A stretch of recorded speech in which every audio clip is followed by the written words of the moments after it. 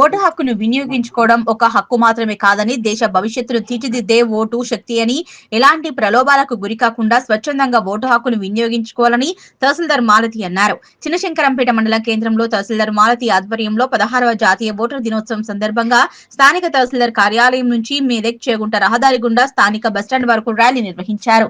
జాతీయ ఓటర్ దినోత్సవం పురస్కరించుకొని కార్యాలయం ముందు ముగ్గుల పోటీలు నిర్వహించారు. ముగ్గుల పోటీలో గెలుపొందిన వారికి బహుమతులు అందజేశారు. అదేవిధంగా నలుగురు సీనియర్ సిటిజన్లను గుర్తించి శాలువాతో సన్మానం చేశారు. ర్యాలీలో పాల్గొన్న విద్యార్థులకు జాతీయ ఓటర్ దినోత్సవ పెన్నులు తహసీల్దార్ మాలతి చేతుల మీదుగా అందజేశారు.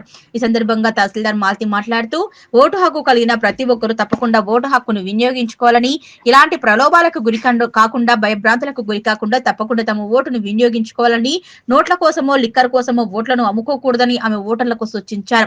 ఈ కార్యక్రమంలో తహసీల్దార్ మాలతి, రెవెన్యూ ఇన్స్పెక్టర్ రాజు, జూనియర్ అసిస్టెంట్ శేషు, మధు, జీపీఓలు ఎల్లం, మహేష్, రాజు, కవిత, గీత, బిఎల్ఓలు నాగరాణి, మాలతి, జ్యోతి తదితరులు పాల్గొన్నారు. శంకరంపేట 6 ప్రజలందరికీ 16వ జాతీయ ఓటర్ దినోత్సవ శుభాకాంక్షలు. ఈరోజు ప్రతి సంవత్సరం జనవరి 25వ తారీఖున మనం జాతీయ ఓటర్ దినోత్సవాన్ని జరుపుకుంటాము. ఈ సందర్భంగా మన మండలంలో ర్యాలీ మరియు ముగ్గుల పోటీలు నిర్వహించడం జరిగింది. బిఎల్ఓస్ అటెండ్ కావడం జరిగింది. దానికి ఎవరైతే బెస్ట్ ఉన్నదో వాళ్ళకి అవార్డు ఇవ్వడం, ప్రైజ్ ఇవ్వడం జరుగుతుంది. అట్లాగే సీనియర్ సిటిజన్స్ని కూడా గౌరవించడం జరుగుతున్నది.